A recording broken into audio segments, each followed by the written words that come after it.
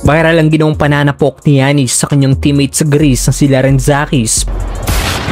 Pero bago yan, Rui Hachimura, nanganganib pa ang future para sa Lakers. Ang future nga po ni Lebron at Reeves ay malaking question mark pa para sa Lake Show dahil free agent na si LBJ next summer. Samantalang may player option naman si AR-15 na nagsisik ng 30+ million per year na salary. Pero hindi lang ang dalawang player ng Lakers ang open sa market sa 2026 dahil maging ang core player ng team si Rui Hachimura ay free agent na rin next off-season. Pasok na nga po ngayong season si Rui sa kanyang huling taon ng kanyang 3-year 51 million sa Lakers. At ngayon nagbigay update nga pong Lakers insider na si Jovan Buha patungkol sa future ng Japanese native sa purple and gold. Ayon kay Buha, hindi niya daw ina-expect na bibigyan ng contract extension ng Lakers si Rui sa susunod na 6 na linggo dahil tingin niya daw i-evaluate muna ng Lakers ang roster ng team sa paparating na season.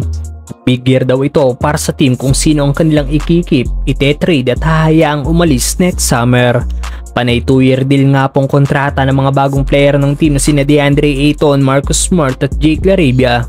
Si Luka pa lang talaga ang may long-term contract sa Lakers matapos itong pumirma ng 3-year extension sa team kamakailan. Kailangan magpasiklab ni Rui next season para makakuha ng panibagong kontrata sa Lakers. Samantalang Giannis Antetokounmpo, sinapok ang kanyang teammate sa Greece si Larentzakis.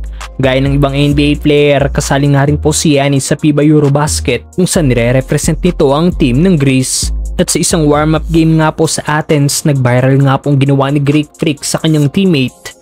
Makikita sa video na during team huddle ng Greece, makikita si Giannis na sinapok ang kanyang teammate na si Larentzakis na siyang nag-viral talaga dahil hindi daw biro ang ginawa ni Giannis dahil nakakasakit na daw ito. Sa ngayon hindi pa alam kung bakit ginawa ito ni Giannis sa kanyang teammate pero may isang basketball fan na nagsabi mukhang nakikipagtalo daw si Larentzakis sa kapatid ni Giannis kaya sinapok ito ng Bucks superstar. Pero kung kayo ba ang tatanungin, tama ba ang ginawa ni Giannis sa kanyang teammate kahit biro lang ito mga brother?